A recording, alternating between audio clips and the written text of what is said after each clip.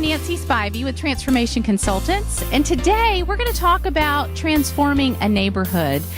As a real estate investor, I started many years ago in Atlanta, and I always had this thought going into inner city neighborhoods that were in the middle of transition or that had great potential. I always had this thought, what if a group of investors got together and collectively changed a neighborhood, went in, started rehabbing houses, had the agreement of the city and the other government municipalities to come in and work with them to improve a neighborhood.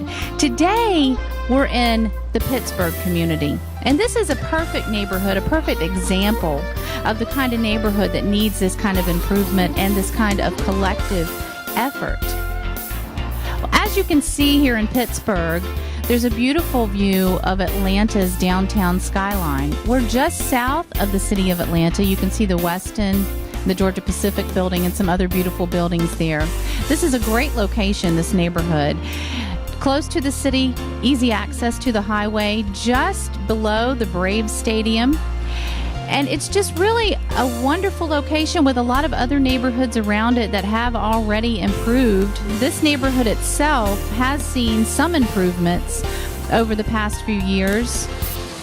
And we've seen these improvements with numbers of investors coming into Pittsburgh and fixing up properties, either building new properties and or renovating properties that have been here for a long time. And we did see quite a bit of improvement and actually thought that the neighborhood was coming around, but this is one of the areas that has had a ton of fraud. It's had quite a bit of fraud, and it's in the 30310 area code here in Atlanta.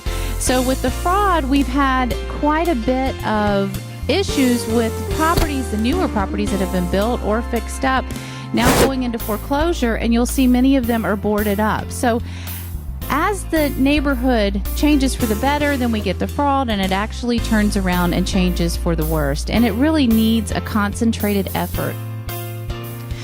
Well, as we've perused around the Pittsburgh neighborhood, we're seeing the new homes, and many of these new homes are just sitting here vacant. And this is one site that's all too familiar for investors in transitional neighborhoods, is really coming in and seeing somebody's probably broken into this house. As you can see that there's been a fire.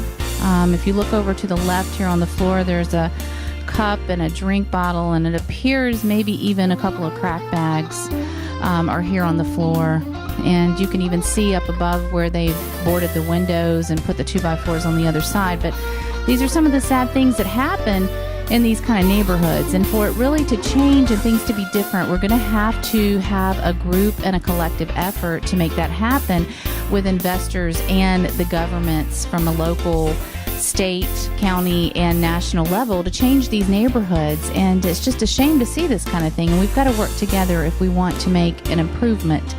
So transforming a neighborhood and a lot of investors have tried to do this, and a lot of neighborhoods have changed, but really to come in collectively and to mastermind this process and to work together, we could just be so much more powerful and really make a difference. We don't have to see this type of sad situation. I hope you've enjoyed this segment of this video today where we talked about transforming neighborhoods. I'm sure you have some ideas around neighborhoods that you'd like to see transformed, or maybe even getting involved in this project. If you'd like to get involved or you'd like more information, please visit us at the website at www.transformaneighborhood.org.